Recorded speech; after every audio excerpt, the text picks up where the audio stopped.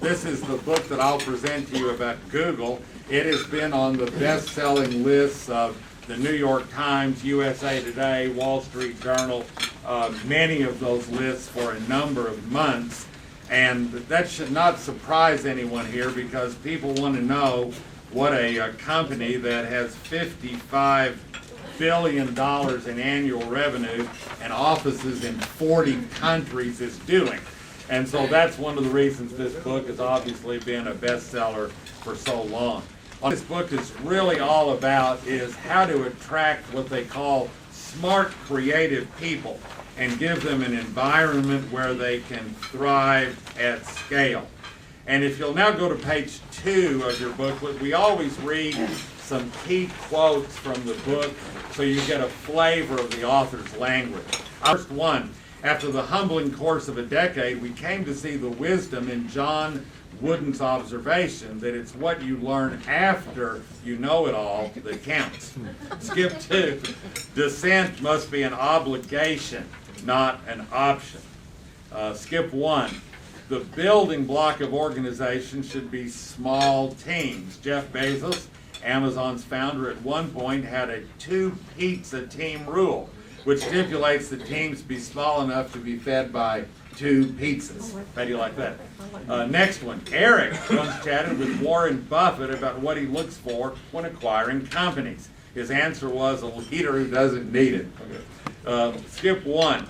Eric was once asked at a company meeting what the Google dress code was. You must wear something, was his answer.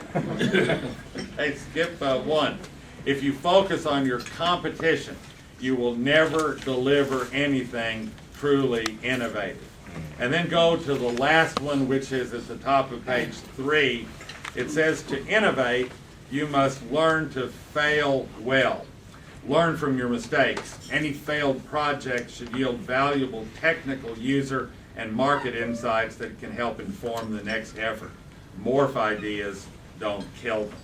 So this is a pretty creative book about a pretty creative company, and it spends a lot of time talking about creative people. And in this book, in your outline, page 3, they call them smart creatives.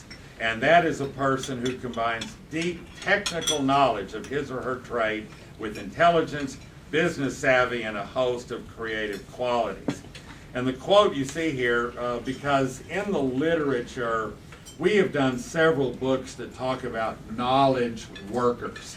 So what Google does is they take the knowledge worker up to the next level, and that's why they call them smart creatives. When we contrast the traditional knowledge worker with the engineers and other talented people who have surrounded us at Google over the past decade plus, we see that our Google peers represent a quite different type of employee. And then I ended this outline with a quote at the end of the book.